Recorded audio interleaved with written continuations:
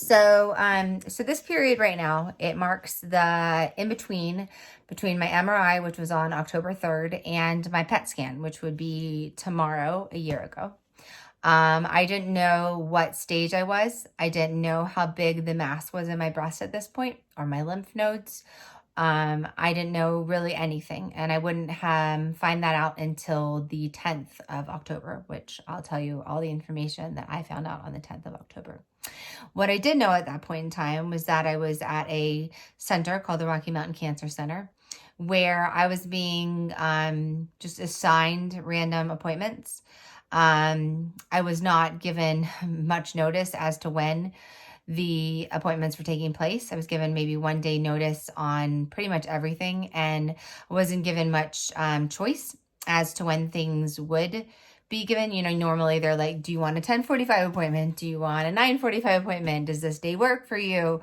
I wasn't given those types of choices. The PET scan that was going to be tomorrow, I was told today, a year ago, that I was going to have that PET scan. I was told that I was going to be radioactive, and that my children, well, my infant at the time, I was not allowed to be around her for 6 hours. This was especially hurtful because at the time I was trying to breastfeed as much as possible, knowing that she would no longer be able to breastfeed after I started chemo. And also because I was trying to pump as much as possible to save milk. I actually, by the end of the time that I gave up breastfeeding, which was on the morning of my first chemo, I had stored 350 ounces of milk, which to this day in our deep freezer still exists. And we still use it, which I'm very proud of, by the way. But being told a day before that I was going to be radioactive was not an acceptable way for a mom to be told that she needed to find childcare and that she needed to be available. It was my first experience, I think, in a healthcare setting, being told or being in a place where you feel like you don't really have a say over your own schedule. And it was the first time that I guess the way to put it was that I had to feel like I was privileged to be taken care of. And it's something that I've now experienced and that I've heard others experience within the cancer realm and the cancer universe. And it's something that outrages me quite a bit. When you're going through cancer, the last thing that you should feel is that you need to be privileged to be taken care of. Your doctors should not make you feel like they are doing you a favor by taking care of you. They should feel like they want to save you, like they want to take care of you. And if a doctor is in this business of taking care of you because they want to choose who their patients are, then they're in the wrong business, because this is the business of saving lives. There should be no doctors or nurses or administrators that are choosing who should and shouldn't be seen. And that should go for pretty much any type of healthcare anywhere. It's outrageous to me. I hear stories of, I was just hearing stories of doctors that were in the same center that won't take a patient that was with another doctor to begin with because they just won't accept a patient from another doctor. Like, who says that? Who agrees with that? And why are we accepting that as patients? That's unacceptable. I mean, it's an unacceptable way to do healthcare, to take care of sick, dying patients. And I'm outraged at the thought. It took me literally 3 weeks to switch cancer centers because of the way I was treated. I kept saying that this is not the Ritz-Carlton spa. This is a cancer center, and I want to go somewhere where I do not feel like I need to walk on eggshells and feel like it is a privilege for me to be treated somewhere. And it took me a year to start advocating for myself and realize that doctors and nurses, they're people just like us. and and I have a voice, and maybe it's because I grew up with a doctor as a dad, and I grew up in a family of doctors.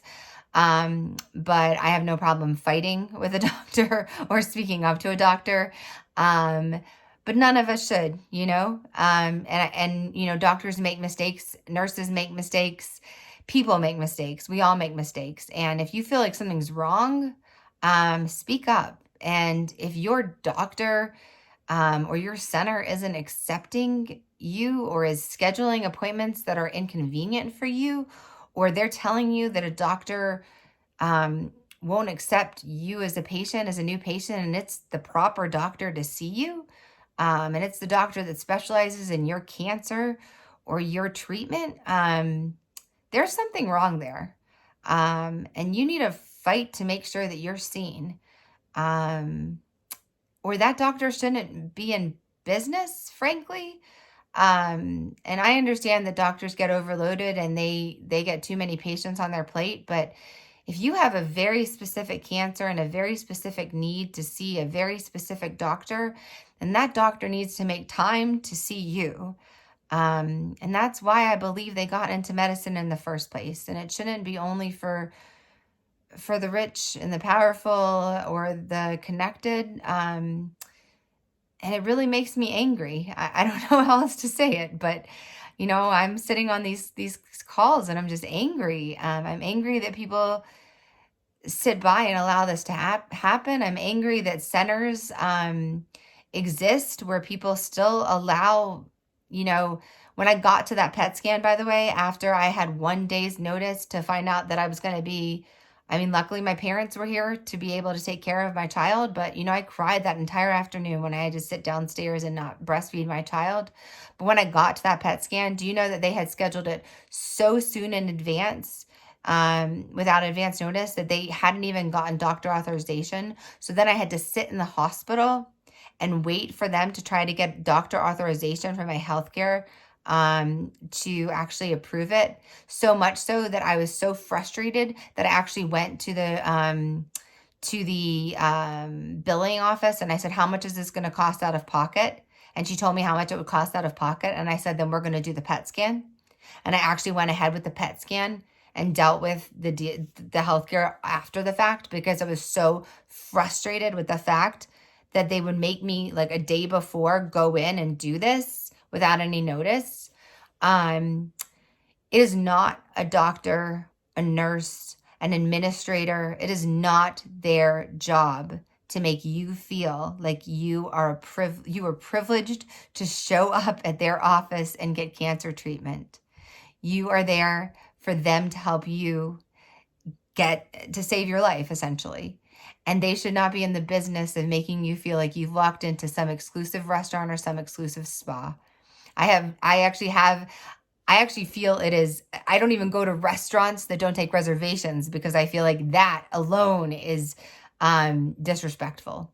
But not seeing or treating a patient with such respect is a big red flag. And if you are feeling that way about your oncologist or your cancer center, please leave and please find somebody else that will treat you better, because you deserve to choose when your appointments are, and you deserve to be treated in a way that makes you feel like you can speak up, that you can speak out, and that you can be treated in the way that you deserve. And it's not right. It's not okay. And these doctors and these nurses should go back and revisit why they became doctors and nurses and administrators in the first place. Because if it wasn't to save people, then I'm not really sure what they were doing there. And that's all I have to say on the matter. But like I said, I'm really angry about a lot of the stories I've been hearing recently, and especially about me thinking back to, just like I said, my PET scan, which was tomorrow, and everything that went on back during this MRI to PET scan period of time. And I'll talk to you more about what happened for me on the 10th tomorrow, and about why I switched, because pretty much immediately after that appointment, I switched centers. And it was because, like I said, I was not at an exclusive spa. I was not at a fancy restaurant. And even if I was at either of those things, if somebody treated me in the way that I was treated at the cancer center, I would have walked out of the door and I would have found somewhere better. Because you know what? Again, I am a person and I deserve to be treated with respect and dignity in the way that any person deserves to be treated. So yeah, again, don't let yourself be treated like that. And don't let anybody that you love be treated like that. Tell them to leave. There are other oncologists. There are a million oncologists in this world. And most of them, I would say, are in the business of keeping people healthy. So that's all I have to say. Thanks. And thanks for listening. Okay, bye.